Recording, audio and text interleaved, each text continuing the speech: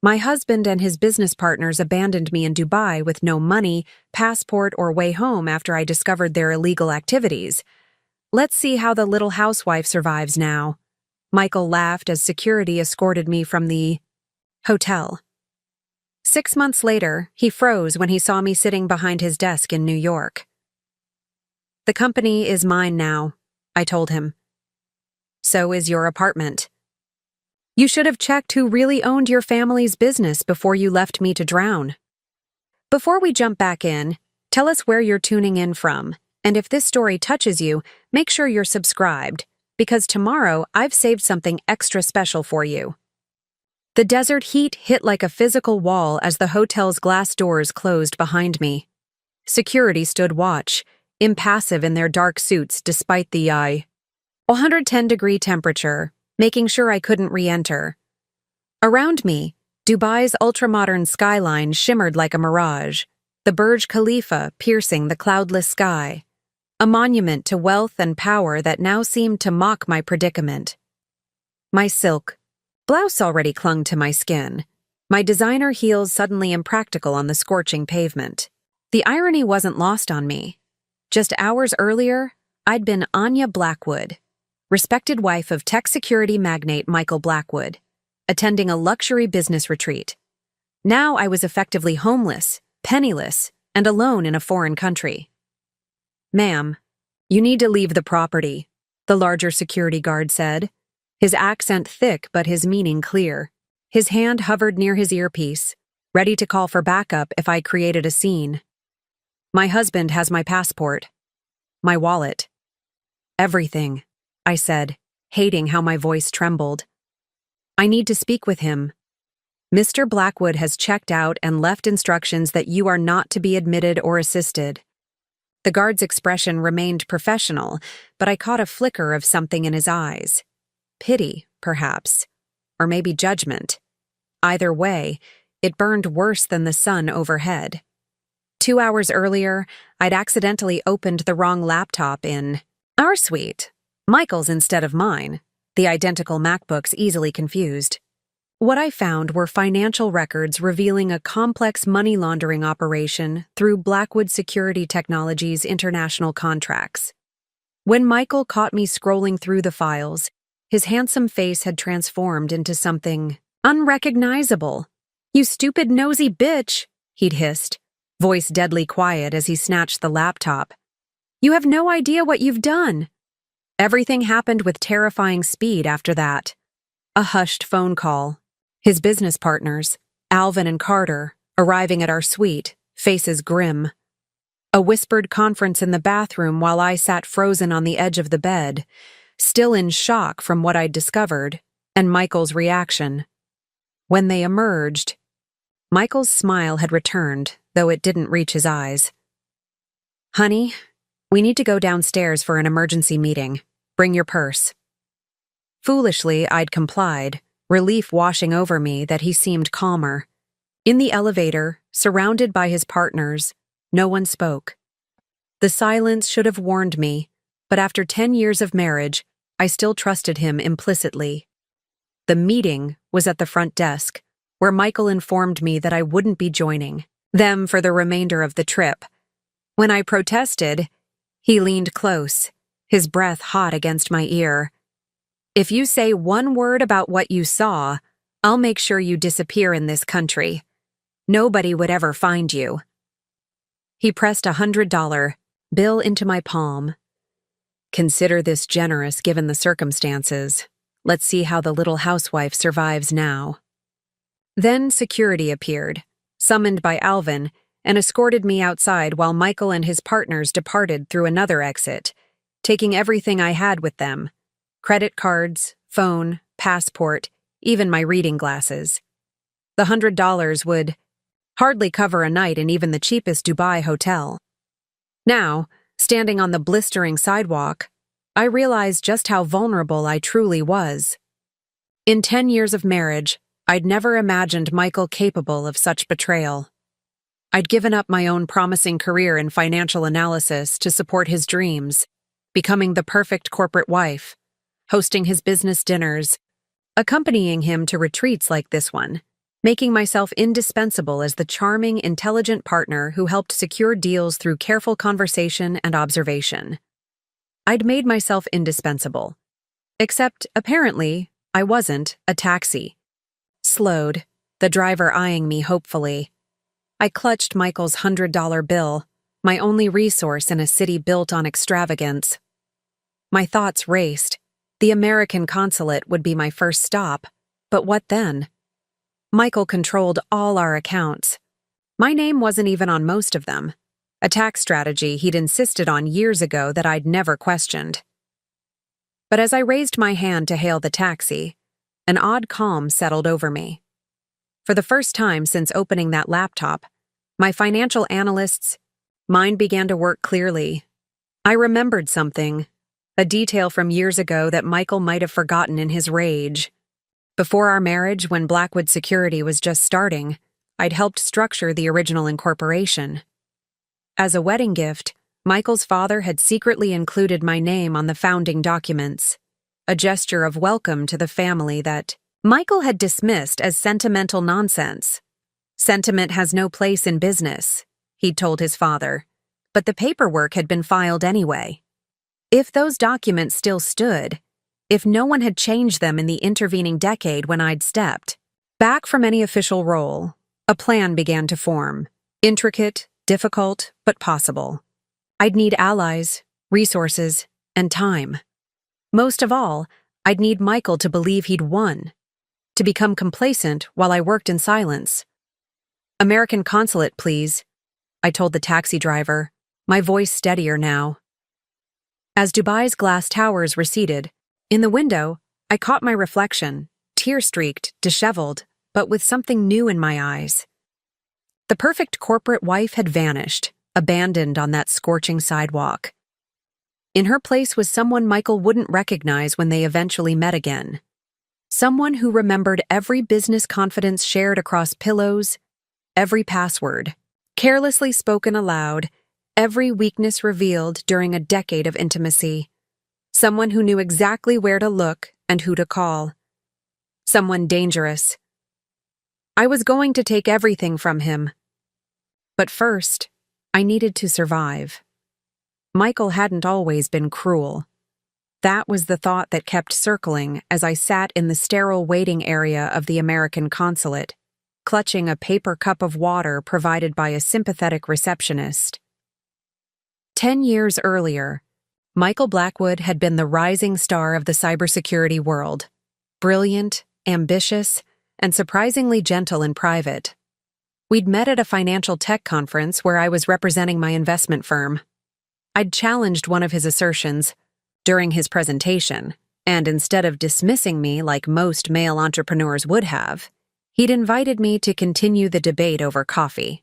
"You're the sharpest person in that room," he'd said, eyes alight with genuine admiration. Including me. Our courtship moved quickly, intellectual sparring that turned to respect that ignited into passion. At 26, I had been making my own mark in financial analysis, particularly in identifying vulnerabilities in corporate structures. My colleagues had warned me about giving up my career trajectory when Michael proposed just 8 months after we'd met. "You're making a mistake. Anya," my mentor Penelope had cautioned, "I've seen too many brilliant women disappear into their husbands' shadows." But Michael had promised it would be different for us. "We'll be partners in everything," he'd insisted, showing me the business plan for Blackwood Security.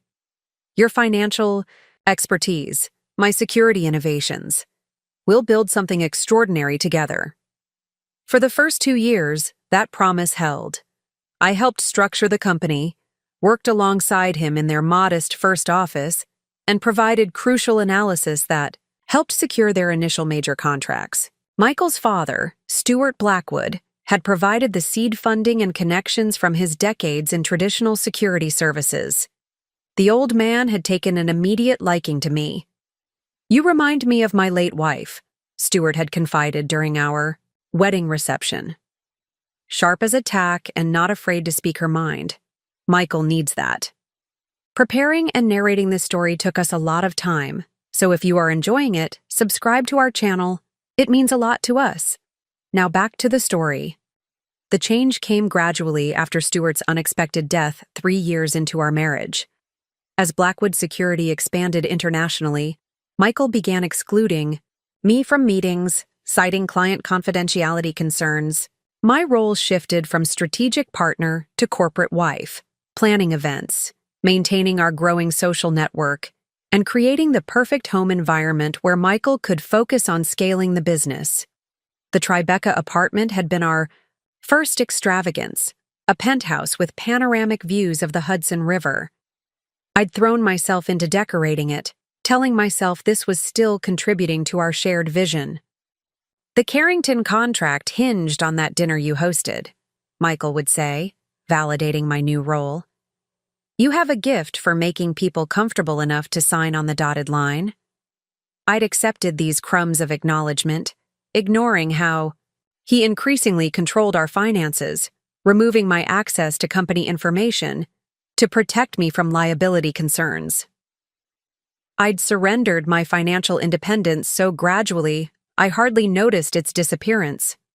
The Dubai trip was supposed to be a celebration of Blackwood Security's expansion into Middle Eastern markets. 10 years of building had made Michael wealthy and respected, his company now employing over 200 people with offices in 8 countries. I'd been excited to see Dubai, spending weeks researching local business customs to ensure I'd represent the company appropriately. Michael had even seemed pleased by my preparation, reviewing my notes on the flight over. "This is why you're invaluable," he'd said, squeezing my hand as our private car had approached the gleaming Burj Al Arab where we'd be staying. "You think of everything except the possibility that my husband was using his legitimate business as cover for money laundering. Everything except that he might abandon me in a foreign country when I discovered the truth. Mrs. Blackwood?" The consular officer's voice pulled me from my memories. "We've located your emergency contact information in our system. Would you like us to contact your sister in Boston?" Trixie, my younger sister who had never trusted Michael, who had maintained our close relationship despite his subtle attempts to isolate me from my family. The sister who had insisted I register with the State Department's emergency contact system before this trip, just in case. "Yes," I whispered, relief flooding through me. "Please contact her immediately." While the consular staff worked on emergency replacement documents, I used their phone to call Trixie directly. He did, "What?" My sister's outrage burned through the international line. "That absolute monster. I'm booking a flight right now." "No," I said firmly. "I need you in New York, not here." "Anya, you're stranded in Dubai. You need help." "I do need help, but not the kind you think." I lowered my voice, conscious of others nearby. "I need you to go to the storage unit in Manhattan. Remember the file boxes I kept from when I helped start the company? Don't tell anyone what you're doing, not even your husband." "What are you planning?" Trixie's voice had changed, recognizing something in my tone. "Justice," I answered simply, "and I'll need every document from the original incorporation. Michael made a mistake today, but it wasn't leaving me behind. It was reminding me who I used to be." As I hung up, I caught my reflection in the window. My designer outfit now looked rumpled and out of place, but my eyes held a clarity I hadn't seen in years. The perfect corporate wife was gone. The financial analyst who specialized in identifying vulnerabilities had returned. The consular officer approached with forms for my emergency passport. "We can arrange a loan for your return flight to the United States, Mrs. Blackwood. You'll just need to sign here." I took the pen, hesitating only briefly before signing. Not as Anya Blackwood, but as Anya Reeves Blackwood, my full legal name that included my maiden name, the name that appeared on Blackwood Security's original incorporation documents. The name Michael had spent years training me to forget. The first hint that something was wrong with Blackwood Security came 6 months before Dubai, at the company's annual holiday gala. I had orchestrated the event as always, a sophisticated affair at the Metropolitan Museum of Art with carefully curated guests and impeccable details designed to impress potential clients and reward loyal ones. Michael had been unusually tense. In the weeks leading up to the event, disappearing into his home office for late-night calls he claimed were with the Singapore team. When I'd bring him coffee, conversations would abruptly halt. Once I caught him hurriedly closing spreadsheets that looked nothing like the company's usual financial documents. Just exploring some alternative investment structures, he'd explained, kissing my forehead dismissively. Nothing you need to, worry about. At the gala, I was making my usual rounds when I overheard Carter Lowell, Michael's head of international operations, in a heated whisper with Alvin Mercer, the company's legal counsel. "The Dubai operation has to go perfectly," Carter muttered. "The sheikh is getting nervous about the Cayman transfers." "Keep your voice down," Alvin hissed, eyes darting around the room before landing on me. His expression shifted instantly to an artificial smile. "Anya, magnificent event as always." When I mentioned the exchange to Michael later that night, his reaction was disproportionate, a flash of anger quickly masked by forced casualness.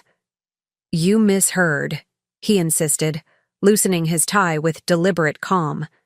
"And you shouldn't eavesdrop on business conversations you don't understand." "I understand international banking regulations quite well," I reminded him, feeling a flicker of my old professional pride. "If the company is using Cayman accounts, I could help ensure everything's structured properly." Michael's laugh held an edge I'd never heard before. "Stick to planning parties, Anya. It's what you're good at now." That night marked the first time I felt like a stranger in my own marriage.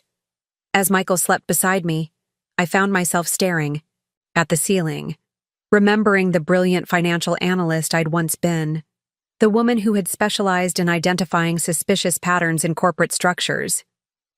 The warning signs continued accumulating.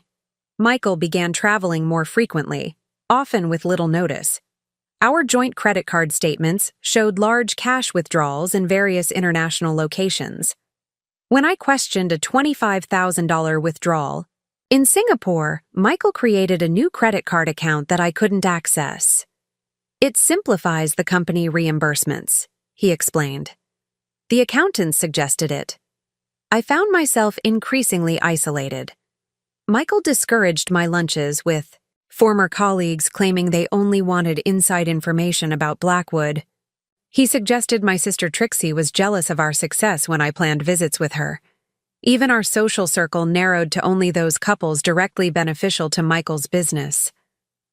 One evening, while searching for a missing earring in Michael's closet, I found a passport I didn't recognize. The photo was Michael, but the name read Mitchell Blackwell, a variation he'd never mentioned. When confronted, he claimed it was for an intelligence contract with a government agency that required operational security. "This is classified, Anya," he said sharply.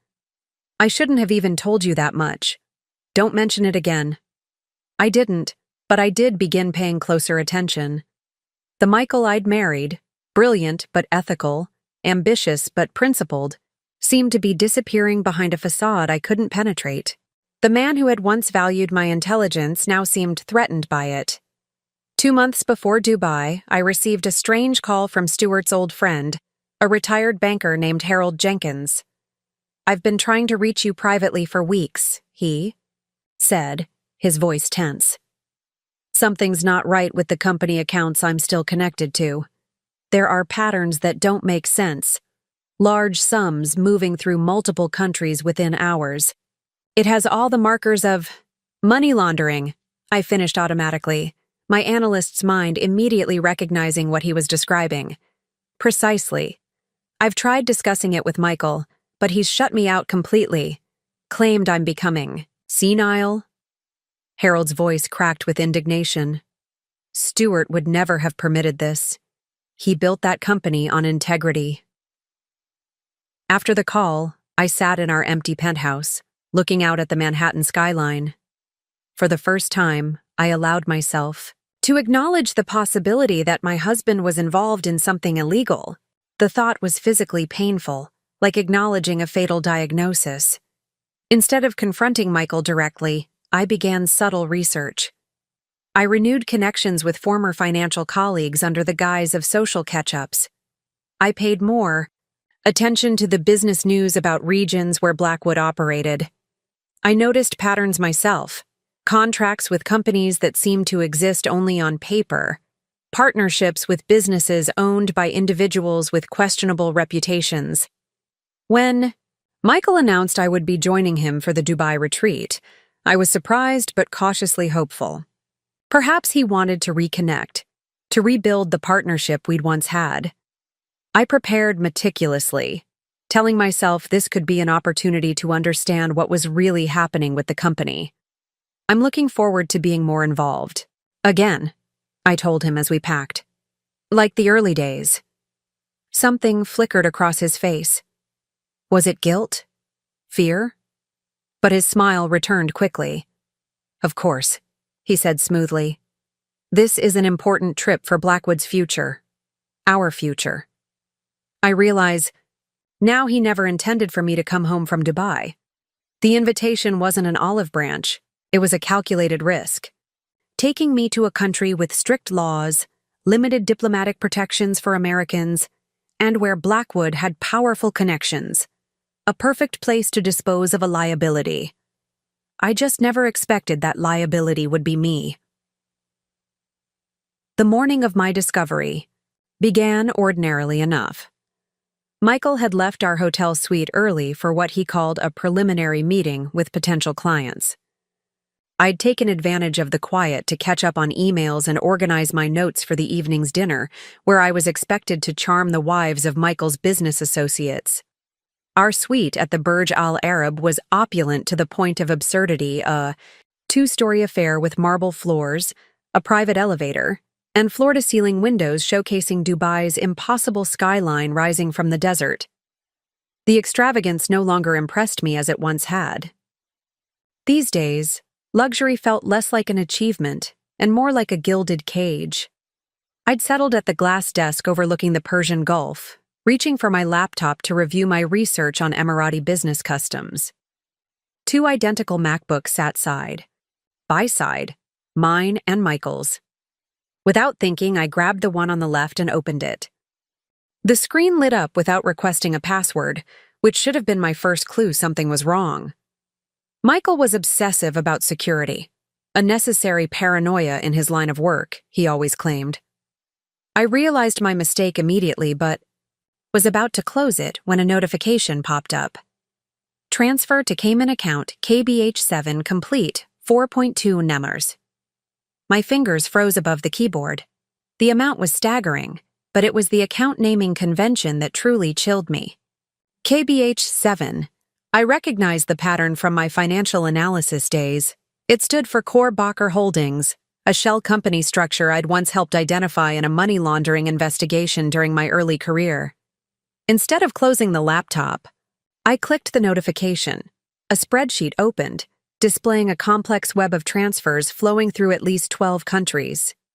The pattern was unmistakable to someone with my background. Large sums being broken down into smaller transfers, moved through multiple jurisdictions, consolidated again, and ultimately emerging as seemingly legitimate business payments. Classic. Money laundering, executed with sophisticated precision. My hands trembled as I scrolled further, uncovering details that painted a devastating picture. Blackwood Securities' legitimate contracts with governments and corporations served as perfect covers for moving illicit funds. Some client names I recognized from news reports about corruption investigations. Others were known fronts for criminal organizations. This wasn't a minor ethical lapse or tax avoidance scheme. This was organized crime on a global scale. What the hell are you doing? Michael's voice from the doorway sent ice through my veins. I hadn't heard him return. When I looked up, the husband I thought I knew was unrecognizable. His handsome face contorted with cold fury, body rigid with contained violence. Michael, what is this? I gestured at the screen, still hoping against hope for an explanation. That would make sense. That would restore the man I'd married. These transfers— Shut the laptop now. His voice was deadly quiet. When I didn't move fast enough, he crossed the room in 3 strides and slammed the computer shut, nearly catching my fingers. You have no idea what you've done. What I've done? Disbelief gave me courage. What about what you've done? This is money laundering, Michael, on a massive scale. He grabbed my wrist, fingers digging in painfully. This isn't your concern. It never was. You gave up the right to question my business decisions when you decided you'd rather be a corporate wife than a real partner. That wasn't my decision. You pushed me out. Because you couldn't handle what building a real empire requires. His voice rose, then he caught himself, releasing my wrist and stepping back. With visible effort, he composed himself, straightening his bespoke suit jacket. It doesn't matter now, he said, voice eerily calm as he pulled out his phone. You've complicated things, but it's manageable. I watched in stunned silence as he sent a text. Within minutes, Alvin and Carter arrived at our suite, faces grim. Michael ushered them into the bathroom, closing the door for a whispered conference that left me sitting on the edge of the bed, rubbing my bruised wrist and trying to process the collapse of everything I'd believed about my life. When they emerged, all 3 men wore neutral expressions. Michael approached with the smile I'd once found charming. Now it seemed like the grin of a predator. There's been a change of plans, he said smoothly. The team needs to handle some regulatory concerns. We'll be moving to another hotel while we sort it out. He handed me my purse. Bring only what you need for a meeting. We'll come back for the rest. Relief washed over me. He wasn't going to hurt me, just damage control. Still dazed, I followed them to the elevator, surrounded by Michael and his partners. Nobody spoke during the descent. I focused on breathing, on planning what to say to make Michael understand the danger he was in. Surely we could fix this together, find a legal exit strategy. The elevator opened directly into the hotel's opulent lobby. Michael guided me toward the front desk with his hand on the small of my back, a gesture that once felt protective but now seemed controlling. Mrs. Blackwood won't be continuing her stay with us, he informed the concierge with practiced charm. Urgent family matter back home. The concierge looked to me for confirmation. For a moment, I considered screaming, causing a scene. But what would I say? That my husband was involved in financial crimes? In a country where I had no support system, where Blackwood Security had powerful connections? I nodded mutely. Such a shame to cut your trip short, the concierge said sympathetically. That's when Michael leaned close, his lips brushing my ear in what would look like an affectionate gesture to observers. If you say one word about what you saw, I'll make sure you disappear in this country. Nobody would ever find you. He pressed something into my palm, $100 bill. Consider this generous given the circumstances. His voice dropped lower, vicious now. Let's see how the little housewife survives now. Before I could respond, 2 security officers appeared beside us. Alvin must have arranged it while Michael distracted me. This woman is no longer a guest, Michael informed them coldly.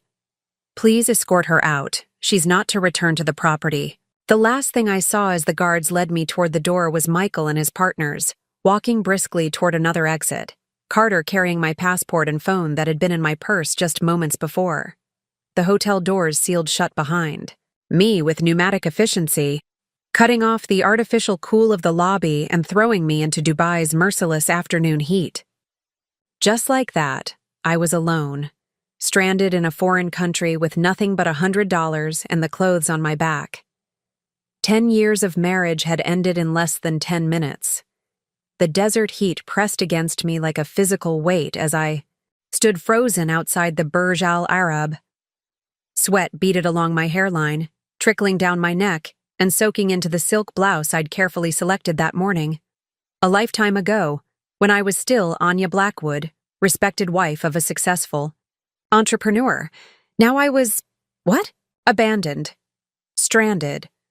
A woman with no identity documents, no access to funds, and no way home. For several minutes, I simply couldn't move. Shock had rendered my thoughts sluggish, my body leaden. Tourists streamed around me, casting curious glances at the well-dressed woman standing motionless in the blistering sun. A concerned bellhop approached, asking if I needed assistance. When I didn't respond, he frowned and returned to his post, clearly deciding I wasn't his problem. He was right. I was no one's problem but my own. The $100 bill burned in.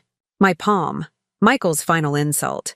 A pittance that wouldn't cover half a night in even the cheapest Dubai hotel. A sum that said clearly, "You are worth nothing to me." Eventually, basic survival instincts broke through my paralysis. I needed shade, water, and a plan. Clutching my meager funds, I walked toward a line of taxis idling in the circular drive, focusing on putting one foot in front of the other. Each step felt like a personal victory against the crushing weight of betrayal. "American Consulate," I told the first driver, my voice sounding distant and unfamiliar to my own ears. As the taxi pulled away, I caught a final glimpse of the Burj, Al Arab in the side mirror, a monument to wealth and privilege that had briefly been mine, but had never truly belonged to me. Much like my marriage, it had been an illusion of security built on unstable foundations. The taxi driver attempted conversation, but I couldn't focus on his words. My mind replayed the moment of discovery in an endless loop. The spreadsheet. Michael's face transforming from the husband I thought I knew into a stranger, the cold calculation in his eyes as he abandoned me. I found myself obsessively cataloging the contents of my purse before it had been taken. Passport, wallet with all my credit cards, smartphone, even my prescription sunglasses. Michael had left me nothing except the $100. No, not nothing. He'd left me with knowledge. Dangerous knowledge. The American Consulate was a modernist building surrounded by security barriers. Inside, the air conditioning was a shock after the outdoor furnace. I approached the reception desk, struggling to articulate my situation through increasingly ragged breaths. "My husband abandoned me, took my passport. I need help." The words sounded pathetic, melodramatic, the kind of hysterical female scenario Michael would mock. But the consular staff had seen similar situations before, not uncommon in a region where wealth and power operated by different rules than in America.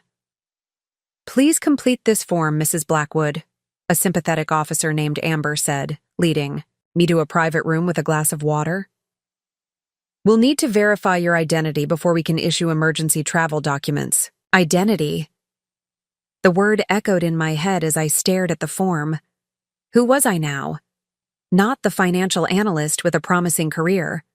Not the polished corporate wife who excelled at making powerful men feel important.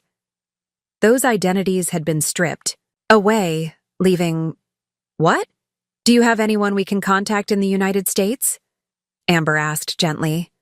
"My sister," I whispered, feeling the first genuine relief since this nightmare began.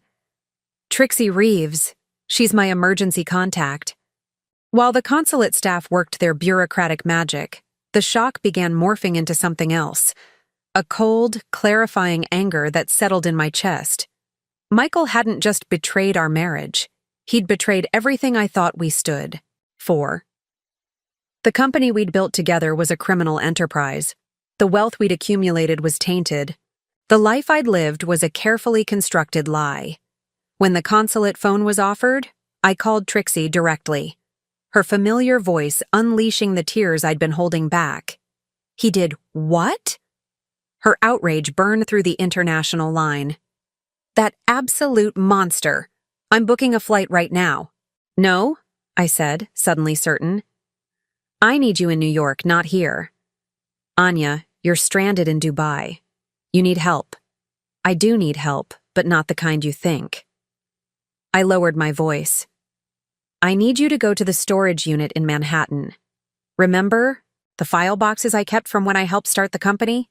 Don't tell anyone what you're doing. Not even your husband. What are you planning? Trixie asked, hearing something new in my voice. Justice, I answered simply. After arranging for the emergency travel documents, I faced my next challenge: accommodation for the night. The consulate provided a list of modestly priced hotels, but even these would quickly exhaust my $100. I needed more resources. In the consulate restroom, I assessed my assets. My wedding ring, a 3-carat diamond in platinum, caught the fluorescent light.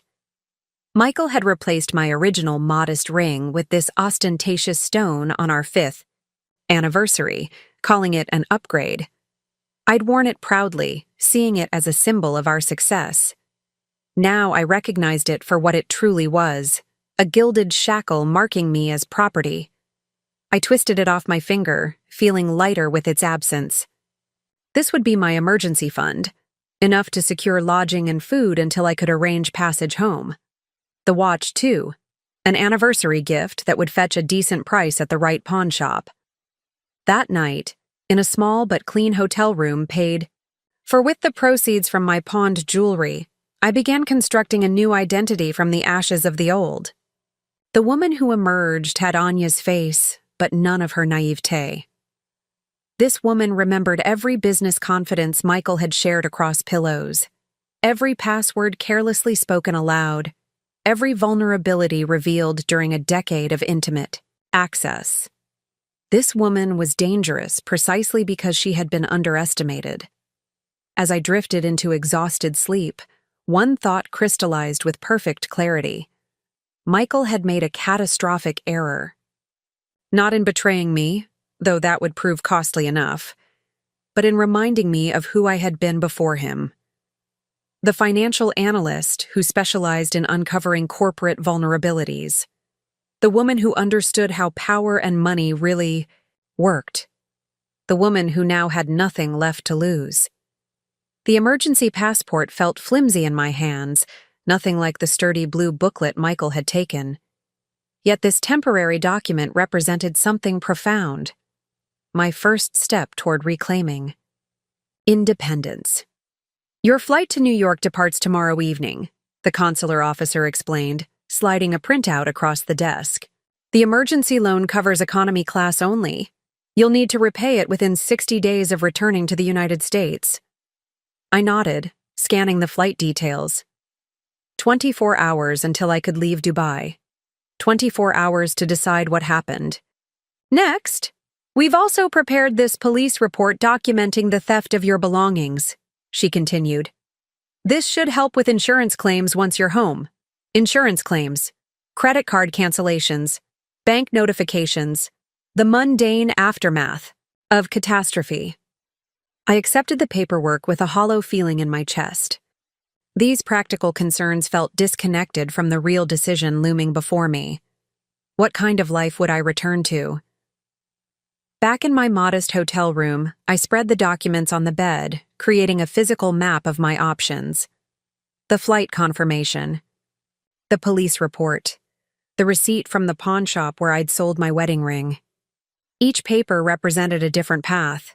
I could go home and rebuild from zero. Find an apartment, reactivate my long-dormant career, file for divorce, and try to forget the last decade. The safe choice, the expected choice, or I could do something else entirely. My phone pinged with a message from Trixie on the temporary number I'd given her. Found the storage boxes. Everything's here. Incorporation documents, original contracts, even Dad's old laptop with your financial models. What exactly am I looking for? My fingers hovered over the keypad. This was the moment of decision. Could tell her to leave everything where it was. To forget this wild idea taking shape in my mind. To help me find an apartment and a job interview instead. Or I could become the woman Michael never expected. The one who wouldn't just survive his betrayal, but make him regret it with every fiber of his being. Look for the original incorporation papers, I typed. The ones Stuart insisted on filing. Before the wedding. The ones listing me as co-founder with 30% ownership. Trixie's response came quickly. Found them. Holy shit, Anya. These were never superseded by later filings. According to this, you still own nearly a third of Blackwood Security. A strange calm settled over me as the pieces aligned.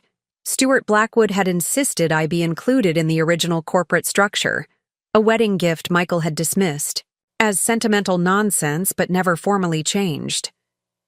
After Stuart's death, Michael had simply removed me from operations, counting on my trust and lack of interest in the legal details. There's more, Trixie wrote. Stuart's personal holding company still controls 25% of Blackwood shares.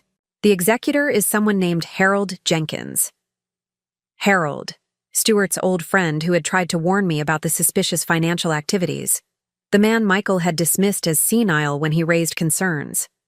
Together, Harold's managed shares and my ownership would constitute controlling interest in Blackwood Security. My hands trembled as I dialed Harold's number from memory. Anya? His voice was cautious. Is everything all right? You're calling from an unknown number. No, Harold. Everything is not all right, I replied, surprised by the steadiness in my voice. Michael abandoned me in Dubai after I discovered evidence of money laundering through company accounts. Silence stretched across the line. Then, I've been worried something like this might happen. The patterns I've been seeing, they're systematic, deliberate. How long do you think it's been going on? Since Stuart died, I suspect. Michael was brilliant but always impatient. Stuart kept him ethical. After he passed, Harold sighed heavily. I should have pushed harder, asked more questions. It's not your fault, I assured him.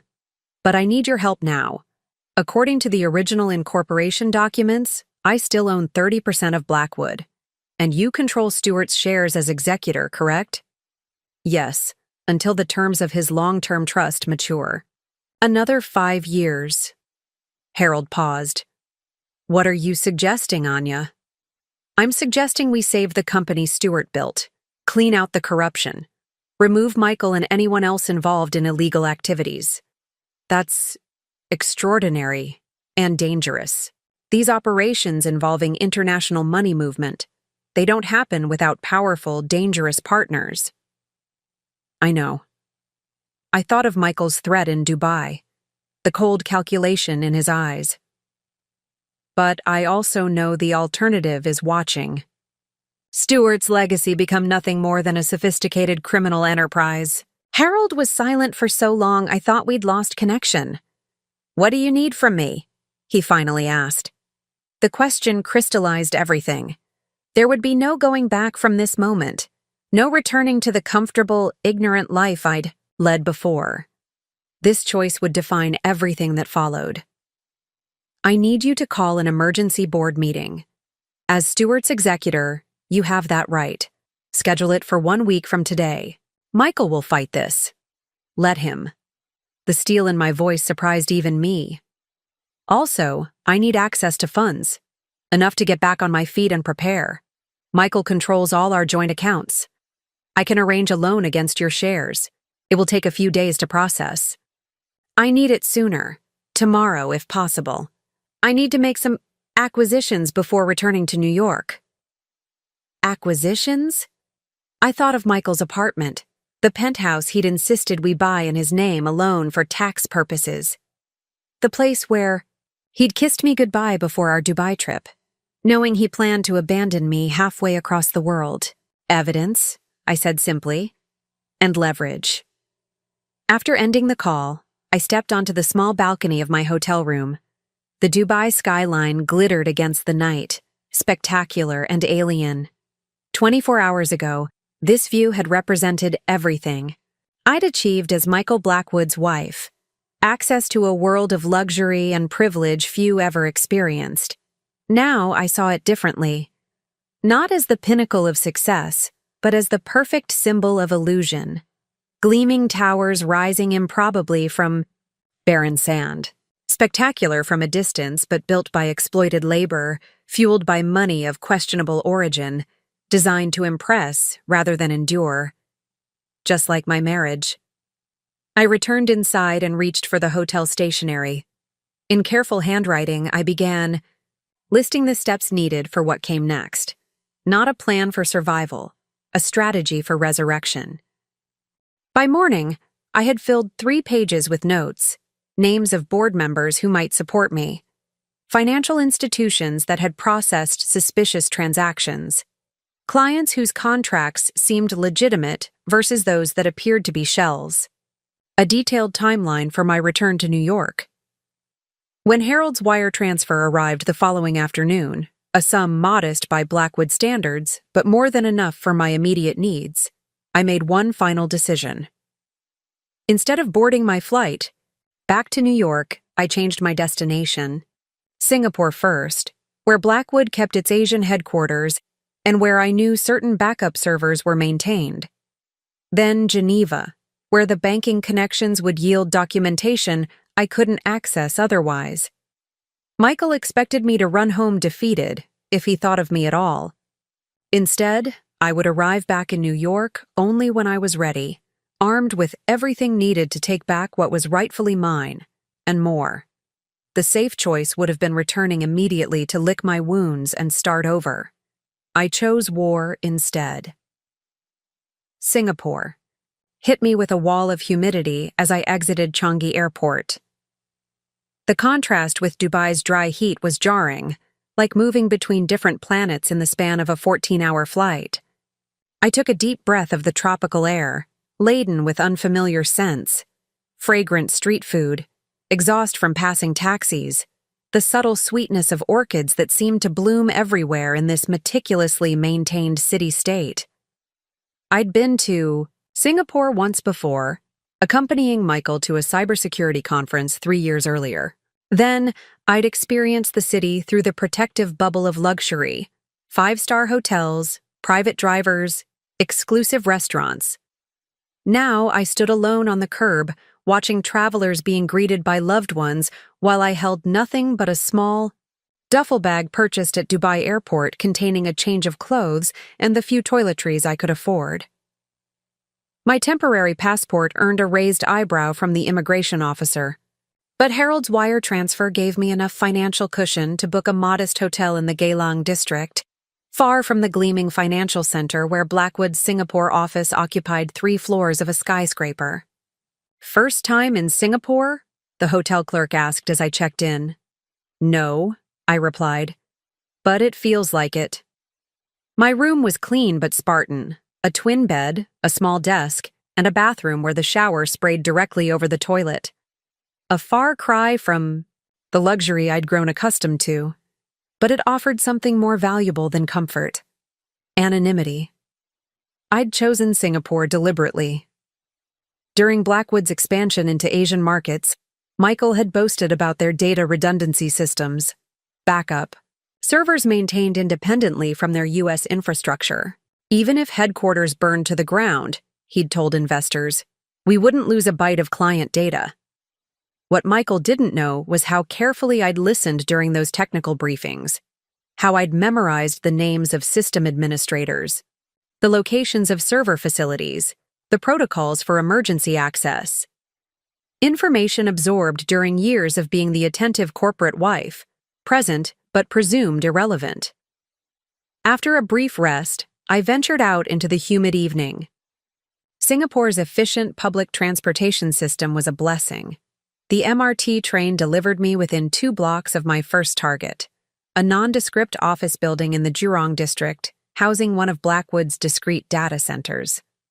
I studied the building from a coffee shop across the street, planning my approach.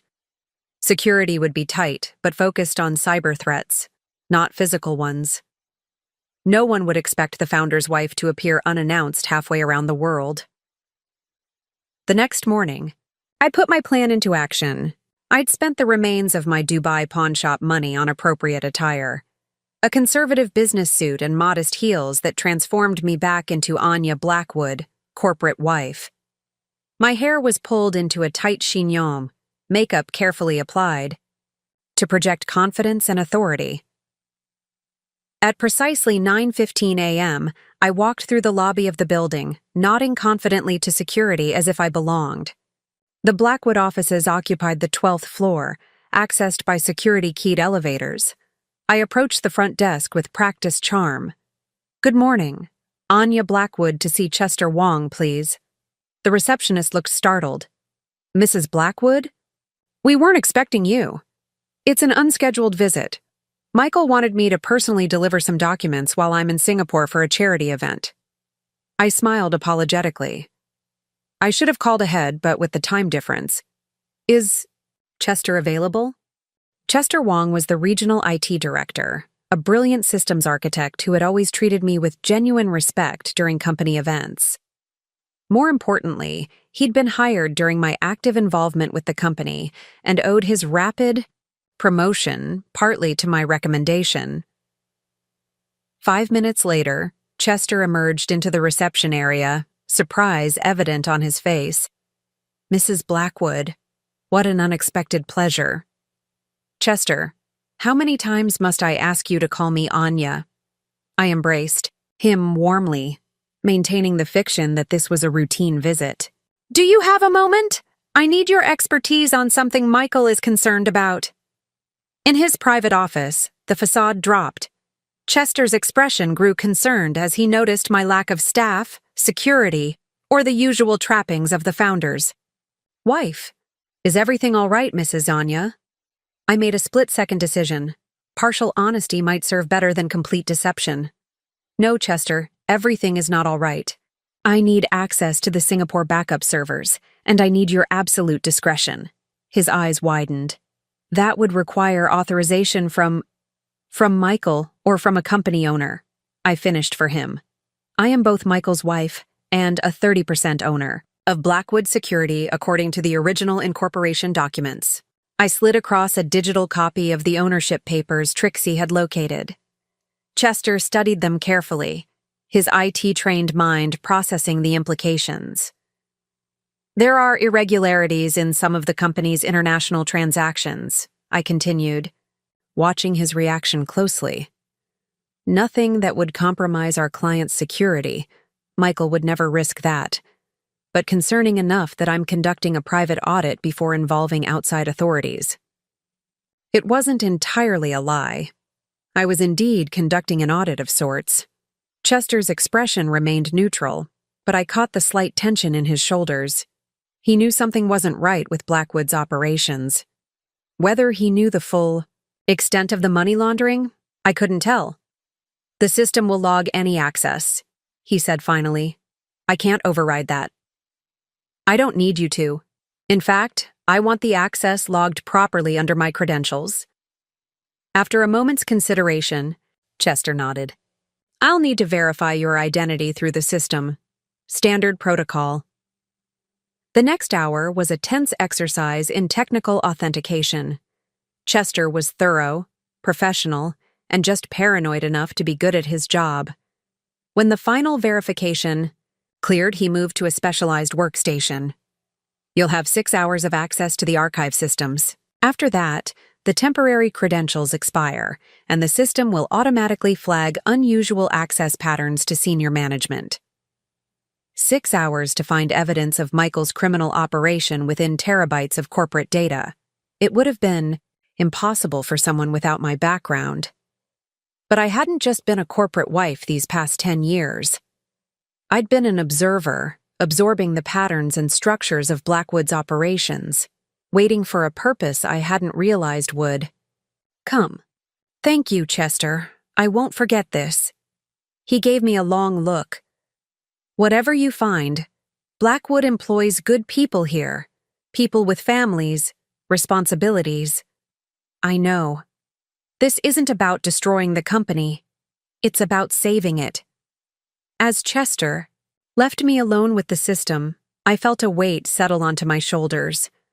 I was crossing a threshold into unknown territory, not just accessing corporate data without Michael's knowledge, but committing to a path that would forever change the trajectory of my life. The familiar Blackwood interface glowed on the screen before me. Somewhere within those encrypted files lay the evidence I needed: proof of Michael's crimes, documentation of the money flows, identification of his accomplices. With it, I could either destroy him or force a reckoning that might save the company Stewart had built. My fingers hovered over the keyboard for a moment. This was my last chance to turn back, to choose the simpler path of divorce and walking away. The path of least resistance. Instead, I began to type. 6 hours later, I left the Blackwood offices with an encrypted drive containing everything I needed from the Singapore servers. Chester had maintained professional distance during my visit, but as I departed, he pressed a business card into my hand. "My personal number," he murmured. "If you need technical assistance, that won't be logged in company systems." I'd underestimated him. Chester hadn't just given me access. He'd made a choice to side with me over Michael. A small victory, but significant. The first ally in what would become a carefully assembled coalition. Back in my modest hotel room, I reviewed what I'd discovered. The evidence was more damning than I'd anticipated. Elaborate schemes moving money through a dozen jurisdictions, fake contracts with shell companies, systematically falsified financial reports. Most disturbingly, correspondence that implicated not just Michael, but Alvin and Carter, along with 3 other executives I'd considered friends.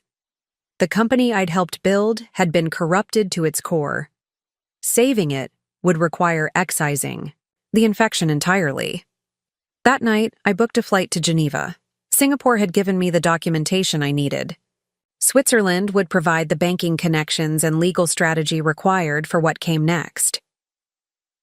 With each step into this unfamiliar world of corporate espionage and financial investigation, I felt less like Michael Blackwood's abandoned wife, and more like someone new emerging from that chrysalis, someone stronger, more dangerous, and utterly committed to justice.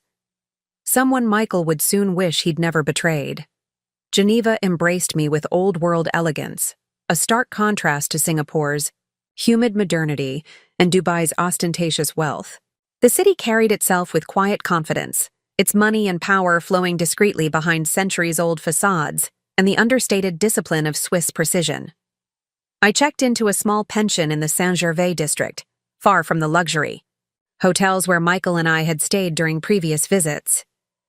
The elderly proprietress, Madame Beaufort, raised an eyebrow at my minimal luggage but asked no questions when I paid for a week in advance from Harold's wire transfer. "The room has a desk if you are here for business," she informed me in accented English, handing over a heavy brass key. "And very fast internet. All my guests require it now." The room was Spartan but immaculate. Polished wood floors, crisp, white linens, and tall windows overlooking a narrow cobblestone street. I set up my temporary workstation on the antique desk, connecting the encrypted drive from Singapore to my newly purchased laptop. Geneva represented the next crucial phase of my plan. While Singapore had provided the evidence of Michael's money laundering operations, Switzerland held the key to understanding how those operations connected to the legitimate global banking system. More importantly, it was home to Penelope Voscher, my former mentor from the financial analysis firm where I'd worked before marrying Michael. Penelope had left New York 5 years earlier to establish the European office of Halcyon Financial Intelligence, a firm specializing in anti-money laundering compliance. She'd invited me to join her team at the time, an opportunity I'd declined under pressure from Michael, who had insisted my place was by his side rather than building my own career overseas. "You don't need to work, Anya," he'd argued. "We have more money than we could spend in 3 lifetimes." I'd capitulated then, prioritizing marital harmony over professional fulfillment. The memory of that surrender now fueled my determination as I navigated Geneva's elegant streets toward Halcyon's offices near the Rue de Rhône. The receptionist's eyes widened when I gave my name. "Mrs. Blackwood, do you have an appointment?" "No," I admitted. "But please tell Ms. Voscher that Anya Reeves is here, her former analyst from New York." Minutes later, Penelope herself strode into the reception area, tall, imposing, and elegantly attired in a charcoal suit that radiated authority. Her silver-streaked hair was still cut in the same no-nonsense bob I remembered. At 62, she remained a formidable presence in the financial intelligence community. Her professional smile faltered when she registered my appearance. The modest off-the-rack clothes, the visible exhaustion, the lack of the polished luxury that had defined me as Michael Blackwood's wife. Anya? Concern replaced her corporate warmth. What's happened? I maintained composure until her office door closed behind us. Then, facing the woman who had once believed in my professional potential, I finally allowed my carefully constructed facade to crack. Everything I thought I knew about my life was a lie, I said simply, and I need your help to set it right. Over the next 2 hours, I laid out the situation with clinical precision. Michael's abandonment, the discovery of Blackwood's, money laundering operations, my evidence from Singapore, and my legal standing as an original company owner. Penelope listened without interruption, her expression growing progressively grimmer. When I finished, she was silent for a long moment, fingers steepled beneath her chin in the characteristic pose I remembered from our analyst days. You understand what you're proposing, she said finally. Taking on your husband and his partners, exposing financial crimes that likely involve powerful clients, restructuring a major security company, all while they believe you're defeated and helpless. Yes. It's extraordinarily dangerous. These kinds of operations don't exist in isolation. There will be interests beyond Blackwood who very much want their financial channels to remain operational. I know the risks. Do you? Her gaze was penetrating. Michael abandoned you in Dubai with nothing. What do you imagine he'd do if he knew you were gathering evidence against him? The threat Michael had whispered in my ear at the hotel returned with chilling clarity. I'll make sure you disappear in this country. Nobody would ever find you. That's precisely why I need your help, I replied. Not just your expertise in financial intelligence, but your network, your protection. Penelope studied me for another long moment. Then, unexpectedly, she smiled, the same approving expression I remembered from my days as her protégé when I'd made a particularly insightful analysis. The quiet analyst I mentored has become something far more interesting. She pressed a button on her desk intercom. Claude, please clear my schedule for the remainder of the day. And contact Amber in Legal and Morris from Digital Forensics. We'll need the secure conference room for the afternoon. By evening, I had been introduced to Penelope's core team at Halcyon.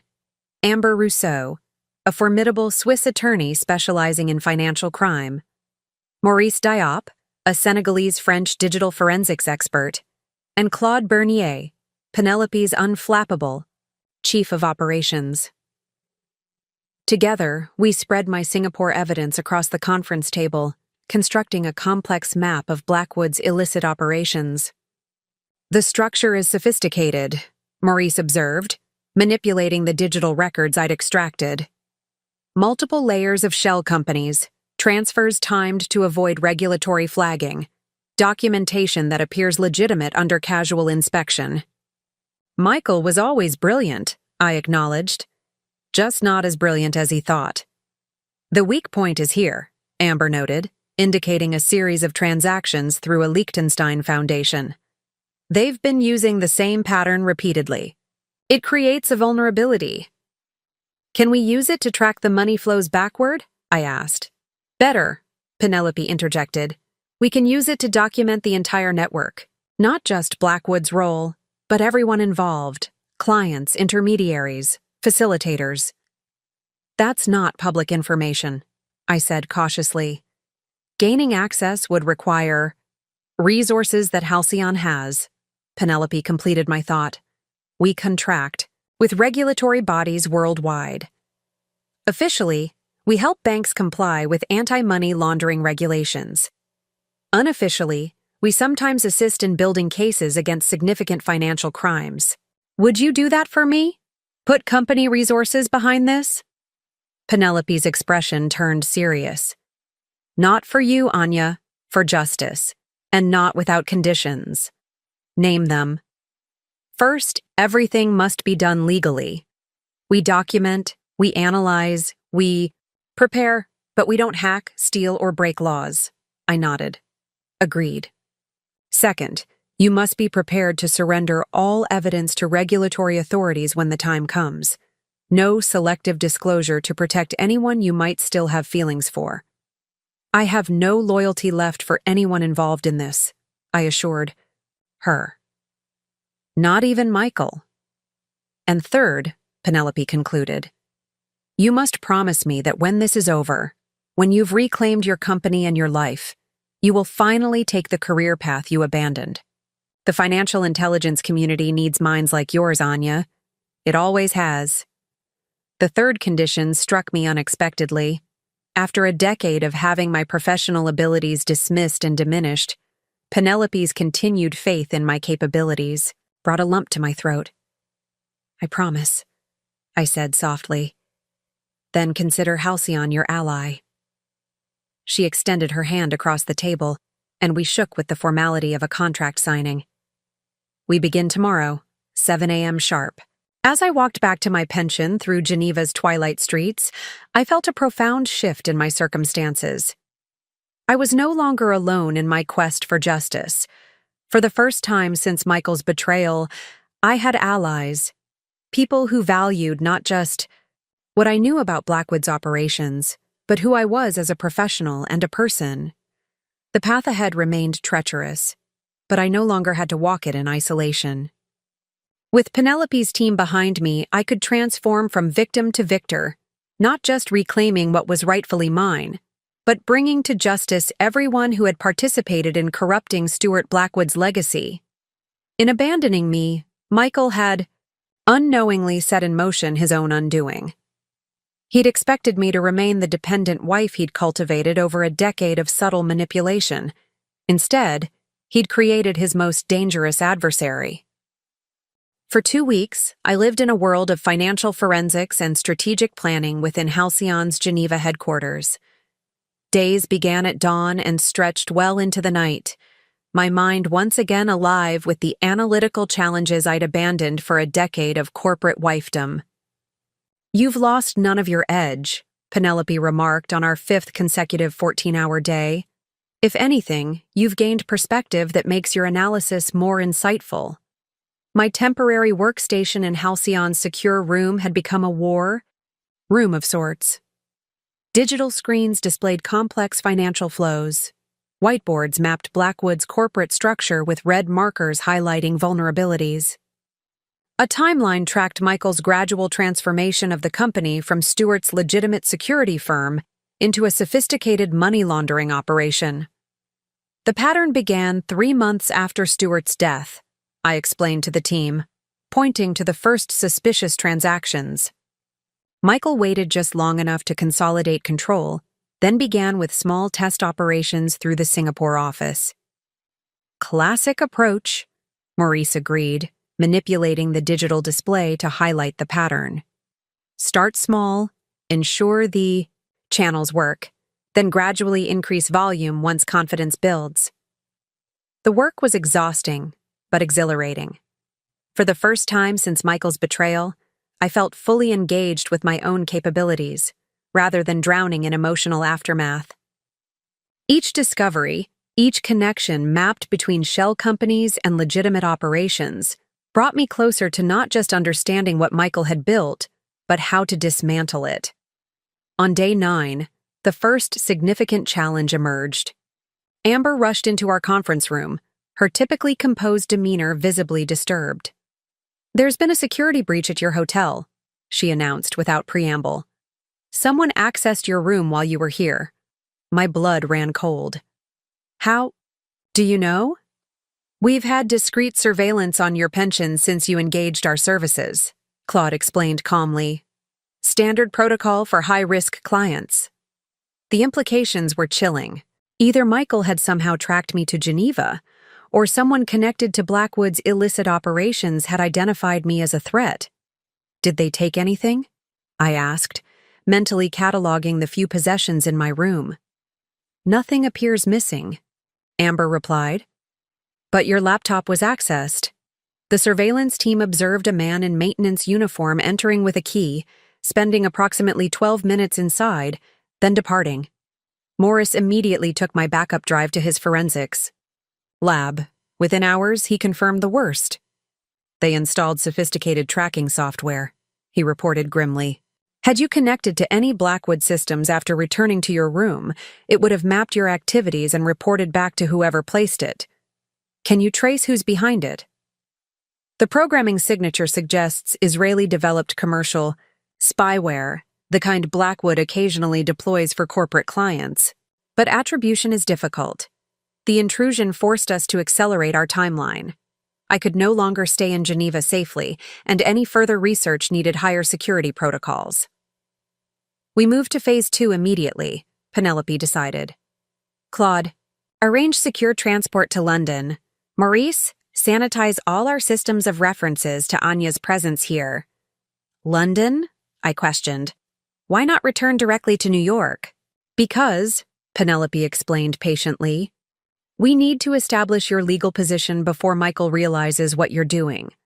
London is home to Halcyon's legal team that specializes in corporate governance issues across international jurisdictions. Within hours, I was on a private charter to London arranged through Halcyon's security protocols, leaving no commercial travel record. My few possessions remained in Geneva as a decoy. Morris had cleansed my devices and provided a new secure laptop with advanced encryption. The London rain greeted me at a private airfield outside the city, where a nondescript car waited to transport me to a secure apartment in Kensington, maintained by Halcyon for high-profile clients. Welcome to your new command center, my driver announced as we entered an elegant townhouse. The team is already assembled upstairs.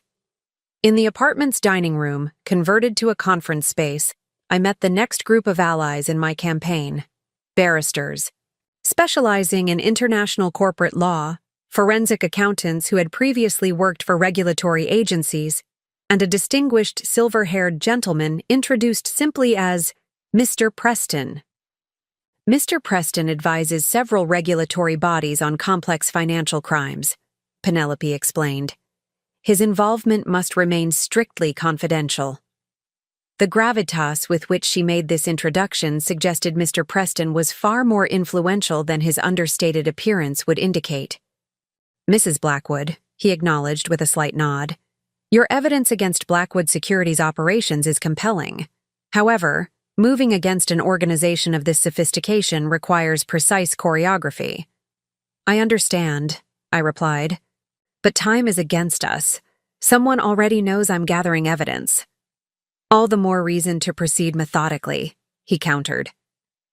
A miscalculation now could not only undermine your legal position, but potentially put you in physical danger.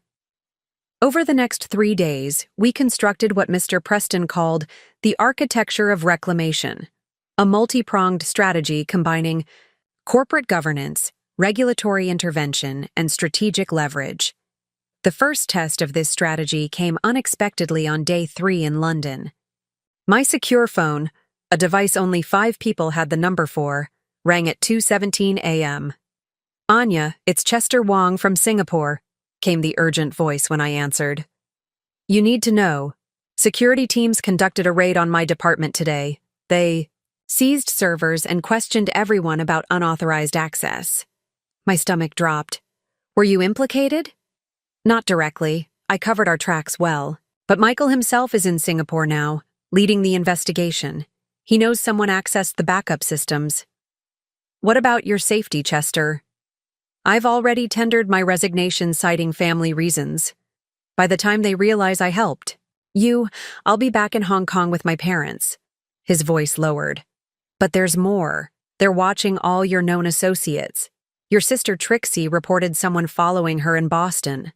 The news sent ice through my veins. Involving Trixie had been my first move.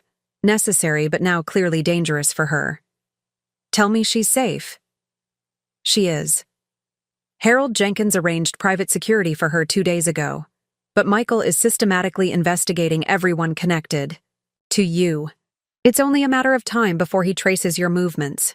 After relaying this information to Penelope, our timeline compressed further. The emergency board meeting Harold had called was only 4 days away, and Michael now knew someone was moving against him. We need to be in New York immediately. I insisted. Mr. Preston disagreed. Arriving just before the meeting maximizes tactical advantage. Michael will have minimal time to counter your evidence or prepare legal obstacles. The debate continued until Penelope intervened. Both perspectives have merit, she observed, which is why we implement a split strategy. Preston's team continues. The legal groundwork here while you return to New York, not openly, but through channels Michael won't monitor. What channels? I asked. Penelope's smile held a hint of satisfaction. The very networks you've been mapping. The weak points in Blackwood's operation aren't just vulnerabilities. They're access routes. We'll move you through their blind spots. The irony was perfect. I would return to New York using the same hidden pathways Michael had created for moving. Illicit funds. Channels designed to be invisible to normal monitoring systems, including his own. 24 hours later, I boarded a cargo flight to Canada as an administrative assistant to a renewable energy consultant, complete with appropriate documentation courtesy of Halcyon's resources. From there, I would cross into the United States by land, a method Blackwood's security monitoring would never anticipate for someone of my previous status. As the cargo plane rumbled into the night sky, I reviewed the encrypted files containing everything I'd need for the coming confrontation. The evidence was irrefutable, the legal strategy sound, the regulatory authorities quietly alerted. In just 3 days, I would face Michael across the Blackwood security boardroom table, a meeting he didn't yet know I would attend. The wife he'd abandoned in Dubai with nothing would return as his company's potential destroyer or savior, depending entirely on his response to my terms. The turbulence of the cargo plane seemed fitting, physical manifestation of the disruption I was about to unleash. The first true test of my transformation from corporate wife to corporate avenger was about to begin. Michael had taught me an unintended lesson in Dubai. Sometimes you have to lose everything to remember who you truly are. Now I would teach him one in return. Never underestimate a woman with nothing left to lose. New York City appeared through the taxi window like a dream from another life, familiar yet strangely distant. 3 weeks had passed since Michael abandoned me in Dubai, though it felt like years. The sleek glass towers of Manhattan no longer impressed me with their grandeur. I now saw them as I saw the Burj Al Arab, beautiful facades potentially concealing ugly truths. We crossed the Brooklyn Bridge at dawn, the city's skyline gilded by early morning light. My driver, arranged through Halcyon's network, maintained professional silence as he navigated toward Brooklyn Heights. My temporary residence wasn't the Tribeca penthouse Michael and I had shared, but a modest brownstone apartment belonging to a Halcyon associate currently working overseas. "We're here, ma'am," the driver announced, pulling up to an unassuming building on a tree-lined street. "As instructed, no one knows you've returned to New York except the core team." I thanked him and carried my single suitcase up the steps. The apartment was small but comfortable. Functional furniture, well-stocked kitchen, and most importantly, a secure fiber connection already configured to Halcyon's encrypted network. Within minutes of arrival, I'd established my command center. On the dining room table, connecting with Penelope's team in London. "Position established," I confirmed through our secure channel. "What's our status?" "Harold has confirmed the board meeting remains scheduled for tomorrow at 2 p.m., Penelope replied. "Michael returned from Singapore yesterday and has been in closed-door meetings with Alvin and Carter since his arrival. He suspects something significant then. Undoubtedly, but he can't know the full extent. Our sources indicate he believes this is about the Singapore server breach, not a comprehensive move against his leadership." I spent the day reviewing our strategy one final time, preparing for every possible countermove Michael might attempt. The evidence was organized, the legal structures verified, the regulatory notifications in place. Yet anxiety gnawed at me, not fear of failure, but the surreal nature of confronting the man who had been my husband, partner, and ultimately betrayer. That evening, Standing before the bathroom mirror, I confronted my reflection with clear eyes. The woman looking back bore little resemblance to the polished corporate wife who had boarded a plane to Dubai weeks earlier. My hair, once maintained with expensive treatments, now hung in a simple, practical cut I'd received in Geneva. The designer clothes had been replaced with a streamlined wardrobe chosen for function rather than status. Even my posture had changed. Shoulders straighter, chin higher, eyes sharper. The external transformation reflected a deeper internal shift. I was no longer Anya Blackwood, decorative accessory to Michael's success. I had reclaimed Anya Reeves, the financial analyst with a gift for uncovering hidden patterns and structural weaknesses. More than that, I had become someone new entirely, a hybrid creature forged in betrayal and tempered through strategic response. The night before the confrontation, I performed one final ritual of transformation. From my suitcase, I removed the last physical connection to my old identity, my passport issued in the name Anya Blackwood. While my emergency passport had been necessary for travel, I'd applied for an expedited replacement in Geneva under my original legal name, Anya Reeves Blackwood. This hyphenated version had been my legal name since marriage, though Michael had discouraged its use, claiming it was cumbersome for social occasions. Now I understood his subtle erasure for what it was, another method of removing my independent identity. I placed both documents side by side on the kitchen counter. The difference was symbolic but profound. Tomorrow I would enter Blackwood headquarters, not as Michael's discarded wife, but as an original founder with legal standing and irrefutable evidence of corporate crimes. Sleep eluded me that night. Instead, I rehearsed scenarios, anticipated Michael's likely tactics, and reviewed the evidence, one final time. By morning, I was exhausted but resolute, my mind sharp with purpose as I dressed in a charcoal gray suit purchased in London. Professional, understated, and utterly unlike the designer labels Michael had insisted I wear. Remember, Penelope had advised during our final briefing, your greatest advantage is his underestimation of you. He abandoned you because he believed you were powerless without him. That belief is his vulnerability. At precisely 1:15 p.m., I arrived at an unremarkable coffee shop 3 blocks from Blackwood headquarters in Midtown. Harold Jenkins was already waiting, his distinguished appearance somehow both conspicuous and forgettable in the busy cafe. "Anya," he greeted me with gentle formality, rising as I approached. "You look remarkably well, considering the circumstances." "Circumstances have a way of revealing what matters," I replied, accepting his offered handshake. "Is everything prepared?" Harold nodded, sliding a leather portfolio across the table. "The board is assembled. Michael has been unusually tense, demanding complete loyalty pledges from executives, investigating security breaches.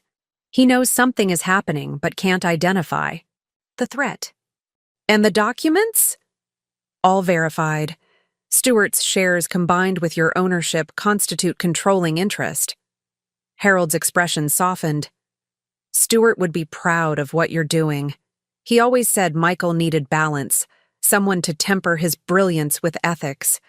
He thought that person was you." The mention of my late father-in-law brought unexpected emotion.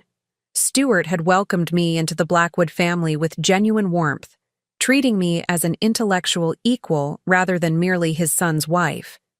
His inclusion of my name on the founding documents hadn't been merely sentimental, it had been prescient. "It's time," Harold said, checking his watch. "The car is waiting." The sleek black town car delivered us to Blackwood headquarters, a 20-story glass tower in Midtown, with the company's distinctive logo emblazoned across the entrance. Security guards recognized Harold immediately, but looked at me with confusion. "Mrs. Blackwood?" one asked hesitantly. "We weren't informed you would be visiting today." "Ms. Reeves Blackwood," I corrected gently. "I'm here for the board meeting." Their uncertainty was palpable as they consulted their tablets. Harold intervened smoothly. "Ms. Reeves Blackwood is an original company founder and board member," he explained, presenting documentation.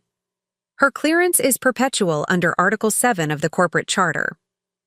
After a brief, tense verification, we were allowed through security. As we rode the elevator to the executive floor, Harold squeezed my hand briefly. "Whatever happens next," he said quietly, "you've already won by taking back your power." The boardroom doors loomed before us, heavy mahogany panels that had always represented the inner sanctum of Michael's dominion. Beyond them waited not just Michael, but the culmination of my transformation. The security guard stationed outside recognized Harold and nodded respectfully, then looked at me with that same confusion I'd encountered downstairs. "It's all right, Thomas," Harold said. "Ms. Reeves Blackwood has full board clearance." Taking a deep breath, I stepped forward as the guard opened the door.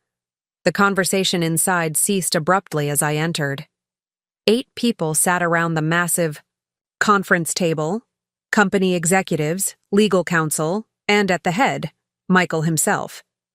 His expression shifted from irritation at the interruption to utter shock as he recognized me. For a single, satisfying moment, the polished entrepreneur was rendered completely speechless, his composure shattered by my impossible presence. "Hello, Michael," I said, my voice steady and clear in the stunned silence. "I believe this meeting concerns the future of Blackwood Security. As a founding owner with 30% equity stake, I'll be participating in those discussions." I took my seat at the opposite end of the table, placing my portfolio precisely before me. The woman who had been abandoned in Dubai with nothing now sat as an equal, no, a superior, to the man who had discarded her. "Now," I continued into the shocked silence, "shall we begin?"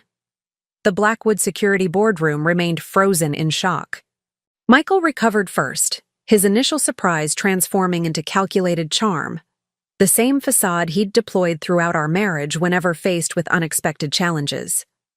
"Anya," he said smoothly, rising from his chair, "this is certainly a surprise. We were all concerned after that unfortunate situation in Dubai. I'm relieved to see you've made it home safely." "Spare me the performance, Michael," I replied, my voice steady. "We both know exactly what happened in Dubai. The question is whether everyone else at this table understands what's been happening with Blackwood Security under your leadership." I opened my portfolio, removing the first document, a comprehensive analysis of Blackwood's money laundering operations, and slid it to Harold, who began distributing copies around the table. Michael's feigned composure fractured as he glimpsed the contents. "This meeting is adjourned," he announced sharply. "We have a private family matter to discuss." "On the contrary," Harold interjected, "this meeting was called specifically to address governance concerns. As the executor of Stuart Blackwood's estate and representative of his 25% ownership stake, I insist we proceed." The next hour transformed the room's dynamics completely. As evidence was presented, alliances shifted visibly. Several board members, particularly those who had known Stuart, moved physically away from Michael's end of the table. Alvin and Carter remained loyally at his side, their faces hardening as their complicity was exposed. "These allegations are absurd," Alvin declared. "This is clearly an attempt by Mrs. Blackwood to extract revenge for personal grievances." "Ms. Reeves Blackwood," I corrected him firmly. "And the Singapore server logs confirming your direct involvement suggest otherwise, Alvin." By meeting's end, the board had split into clear factions, those aligned with Michael and his co-conspirators, those supporting my effort to reclaim and rehabilitate the company, and those cautiously neutral, awaiting the outcome before committing. Michael cornered me as the room emptied, his voice low and threatening. "You have no idea what you've started, Anya. There are people involved in these operations who won't hesitate to make me disappear?" I finished for him. "Like you threatened in Dubai? You should know that complete documentation of Blackwood's operations has been secured with multiple legal entities. Anything happens to me, it all becomes public immediately." For the first time, I saw genuine fear in Michael's eyes. Not for me, but for himself. He had never truly seen me until this moment, never recognized the strength and intelligence he'd systematically undermined for years. As I left Blackwood headquarters that afternoon, I wasn't just walking away from a successful board confrontation. I was walking toward a new community of allies committed to restoring Stuart's legacy. Harold, Penelope's team, Chester from Singapore, board members who had voted to suspend Michael pending investigation, and most importantly, my own reclaimed identity as Anya Reeves Blackwood, corporate strategist and reformer. My transformation was no longer just personal. It had become the nucleus of a movement to reclaim Blackwood Security itself. The victory at the board meeting proved to be just the beginning of a brutal struggle for Blackwood Security's future. Within 48 hours of Michael's suspension, the real counterattack began, not through corporate channels, but through more personal and devastating means. I was reviewing forensic accounting reports in my Brooklyn Heights apartment when the call came from Trixie. "Someone broke into my house," she said, voice trembling. "They didn't take anything valuable, just my laptop and the file box you asked me to secure." Hours later, Harold reported similar intrusions at his home office. The pattern was clear. Michael was systematically eliminating copies of the evidence against him, while the security team I'd hired through Halcyon reported increasing surveillance of my movements. The most devastating blow came 3 days after the board meeting. Penelope called from Geneva, her typically composed voice tight with concern. "Maurice has been arrested in Singapore," she reported. "Local authorities are charging him with cybercrime violations related to the Blackwood server access. His bail has been denied." The message was unmistakable. Michael might be suspended from company operations, but his international connections remained powerful. He was demonstrating that anyone who helped me would face consequences. That night, alone in my borrowed apartment, doubt crept in for the eye. First time since Dubai. The confidence that had carried me through Singapore and Geneva wavered as I confronted the collateral damage my quest for justice was creating. Maurice's freedom, Trixie's safety, Harold's reputation, all were now compromised. Because they had allied themselves with me. "Perhaps you should consider a settlement," Harold suggested gently during our emergency meeting the following morning. "Michael has offered to resign quietly with generous compensation if you drop all investigations and evidence." The old Anya might have accepted this compromise, the path of least resistance, avoiding further conflict. But the woman I had become recognized the manipulation behind the offer. "If we stop now, everyone who helped me remains vulnerable," I replied, my resolve hardening rather than weakening under pressure. "Maurice stays in prison. The money laundering continues under new management, and Michael escapes accountability completely." That night marked my darkest moment, but also the turning point. Instead of retreating, I decided to accelerate. If Michael wanted war, I would give him total warfare, deploying every resource and connection I'd established. By dawn, I had developed a new strategy that would transform this personal battle into something Michael couldn't fight alone, something bigger than both of us. Something that would not just reclaim Blackwood Security, but fundamentally reform it. The company Stuart Blackwood had built would not merely survive this crisis. It would emerge transformed, with me at its helm, not as Michael's replacement, but as something entirely new. The third morning after the board confrontation, an unexpected message arrived from a ghost of my former life. My secure phone, the number known only to my closest allies, displayed a Manhattan area code I didn't recognize. "Ms. Reeves Blackwood," a formal voice greeted me. "This is Carter McNeil from Blackwood Security. I'd like to meet privately to discuss matters of mutual interest." Carter, Michael's loyal lieutenant and accomplice in Dubai. The man who had helped orchestrate my abandonment now sought a private meeting. Every instinct warned of a trap, yet strategic curiosity prevailed. "Why would I agree to that?" I asked coolly. Because I have information about Michael's contingency plans that you need to hear. And because I've realized I'm on the wrong side of history in this conflict. We arranged to meet at the New York Public Library. Public enough for safety, quiet, enough for discretion. I arrived with 2 of Halcyon's security personnel positioned nearby, taking no chances with Carter's sudden change of heart. He looked diminished somehow, his once impeccable appearance now showing signs of strain, wrinkled shirt, shadowed eyes, nervous gestures. When he spotted me, his expression registered something I'd never seen from him before. Respect. "Thank you for coming," he began, sliding a flash drive across the table. This contains Michael's personal files on what he calls Operation Cleanup. It details how he plans to disappear with approximately $40 million in company funds while leaving you and Harold to face the regulatory investigations. Why are you giving me this? I studied his face for deception. Because Michael made the same mistake with me that he made with you, Carter replied, a bitter edge to his voice. He assumed complete loyalty while planning to sacrifice me if necessary. The execution orders for cleanup include eliminating all witnesses, including me.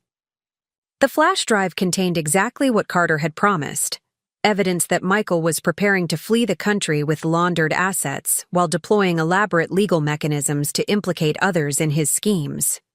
Most valuable was proof that Michael had secretly purchased a controlling interest in the penthouse apartment we had shared, the home I'd believed was in his name for tax purposes. Documents revealed he had used company funds, disguised through shell companies to pay for what was legally marital property. He never intended to share anything with you, Carter explained. The prenuptial agreement you signed contained clauses that would be triggered if he ever faced legal scrutiny. The apartment, the art collection, even your jewelry, all would be protected as company assets, not personal property. Carter's betrayal of Michael wasn't driven by newfound ethics, but by self-preservation. Yet his defection represented something significant, the beginning of Michael's empire collapsing. From within, "What do you want in exchange?" I asked directly. "Immunity from prosecution, a clean exit, and..." He hesitated. Acknowledgement that I helped stop something that grew far beyond what any of us originally intended. As Carter left, I realized this message from my past wasn't just about evidence or strategy. It was confirmation that the world I'd inhabited as Michael Blackwood's wife had been entirely illusory, a carefully constructed facade where nothing, not even our home, had truly belonged to me. The revelation didn't bring pain as it once might have. Instead, it crystallized my resolve to build something authentic from the ashes of Michael's deception. The final confrontation with Michael unfolded not in a corporate boardroom, but in the penthouse we had once shared, the luxury residence I had decorated with painstaking care during happier times, believing it represented our shared success. I arrived precisely at noon, entering with the key I still possessed. The security staff, confused by recent events but aware of my ownership claims, allowed me passage after verifying my identification. The elevator ascended silently to the top floor, each passing moment heightening my awareness of the profound shift about to occur. The apartment looked exactly as I remembered: Italian marble floors, custom furnishings, the expansive windows showcasing Manhattan's skyline. Only one element had changed. Michael stood by the floor-to-ceiling windows, his reflection fragmented across the glass, much like his crumbling empire. "Breaking and entering now, Anya?" he asked without turning, attempting nonchalance though tension radiated from his posture.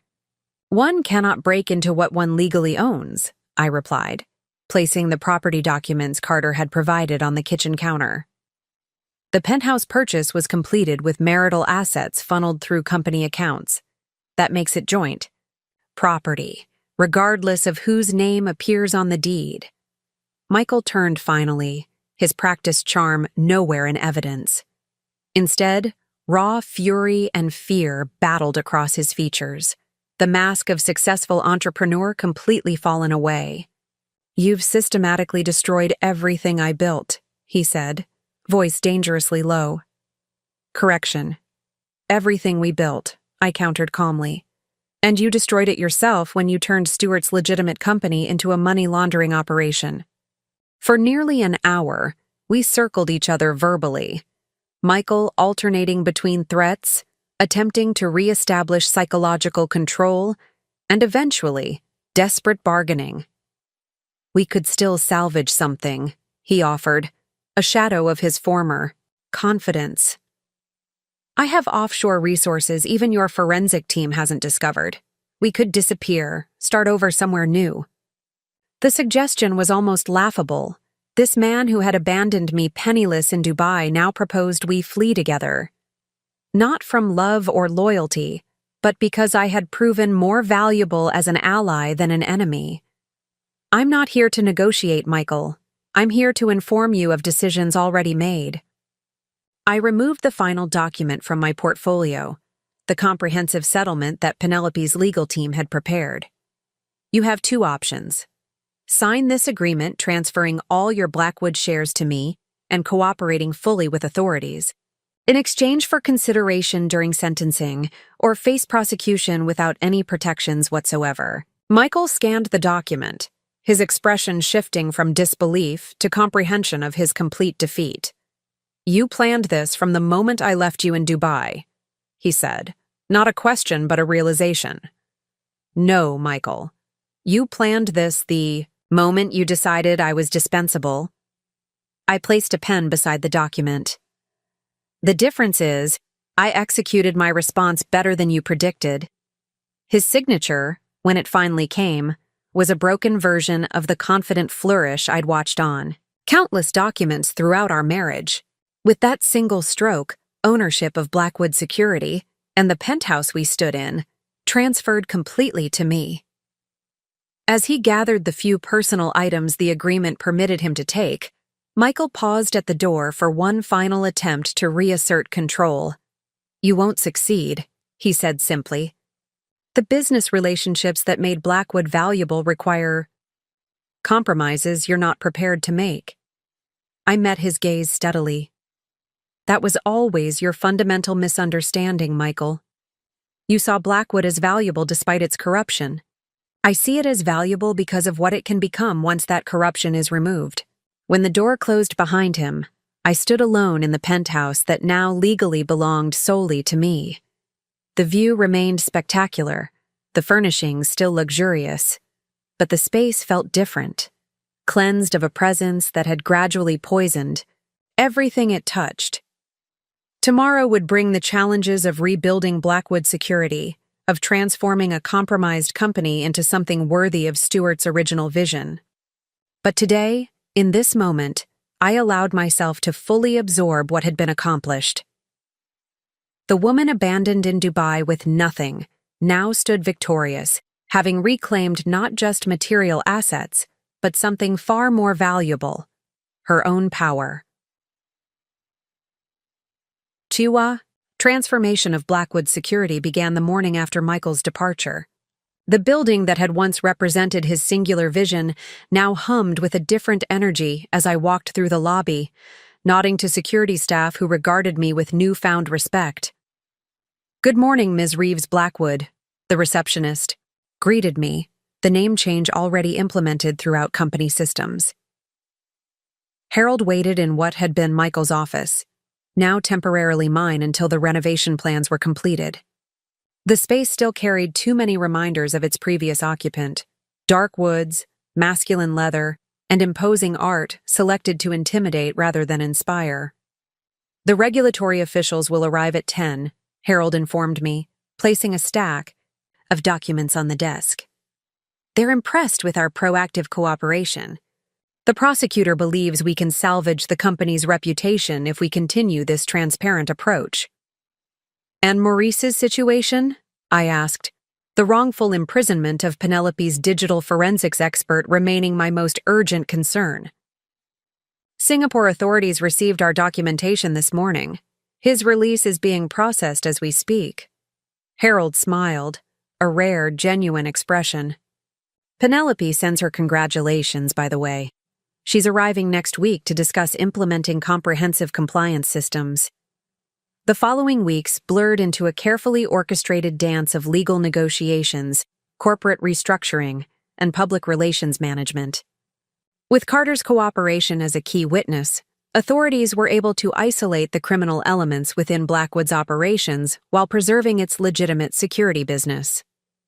Michael and Alvin faced multiple federal charges, while lower-level employees involved in the money laundering were offered varying degrees of leniency in exchange for cooperation.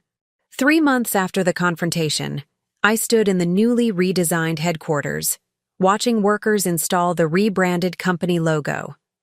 No longer Blackwood Security, the firm now operated as Reeves Integrity Systems, a name simultaneously honoring my reclaimed identity and signaling our new operational philosophy. The penthouse underwent a similar transformation. I donated most of the furnishings Michael had selected, replacing them with pieces that reflected my own aesthetic rather than the ostentatious luxury he had preferred. The space that had once felt like a gilded cage became a sanctuary, my own domain rather than an extension of someone else's ego. On the anniversary of my abandonment in Dubai, I hosted a small gathering at my home. Trixie flew in from Boston, Harold brought his wife, Penelope attended with several Halcyon colleagues who had become friends, and even Chester made the journey from Hong Kong, where he now headed my company's Asia-Pacific division. As we shared a meal around my dining table, I found myself reflecting on the extraordinary journey of the past year. The woman who had once defined herself primarily as Michael Blackwood's wife had disappeared completely, replaced by someone I was still getting to know, a leader, strategist, and reformer who had not only survived betrayal, but transformed it into unprecedented growth.